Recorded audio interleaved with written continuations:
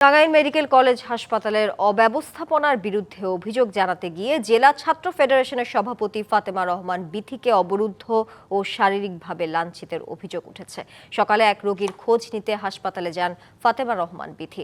এক পর্যায়ে অব্যবস্থাপনা নিয়ে কথা বলায় বাকবিতণ্ডার সৃষ্টি হয়। পরে পুলিশ গিয়ে পরিস্থিতি নিয়ন্ত্রণে আনে। বিথির অভিযোগ, দায়িত্বরত ইন্টার্ন চিকিৎসক ও নার্সরা তাকে অবরুদ্ধ করে রাখে। এক পর্যায়ে এক পুরুষ ইন্টার্ন চিকিৎসক তার গায়ে হাত তোলেন। প্রশাসনের সহযোগিতায় বিষয়টি সমাধান করা হয়েছে।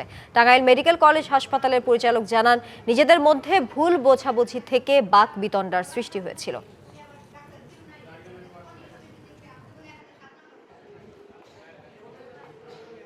আমি জাস্ট ভুল চিকিৎসার কারণে এটা বললাম বলে সে শাউট হয়ে উঠলো, সে চিল্লাচিল্লি করলো। আমি তারে বললাম যে স্যার, এটা হাসপাতাল, এখানে রোগী আছে, শাউট করেন না। সে তার বারবার এক কথা, তুমি কেন বলবা যে এখানে ভুল চিকিৎসায় মারা গেছে। যে মেডিকেল কলেজের মেডিসিন ইউনিটে একটা রোগীর বিষয় নিয়ে আমাদের চিকিৎসকের সাথে আমাদের গণপরিষদের আমাদের একজন নেত্রীর সাথে একটা অপ্রীতিকর ঘটনা ঘটেছিল। এটা শুনে আমরা তাৎক্ষণিক এসে আমরা পুলিশ প্রশাসন সহ আমাদের চিকিৎসক সবাই মিলে আমরা উভয় পক্ষের কথা শুনে অত্যন্ত শান্তিপূর্ণভাবে এটা আমরা সমাধান করতে পেরেছি। কি বুঝলেন ভাই? অনলি যেটাই চাই।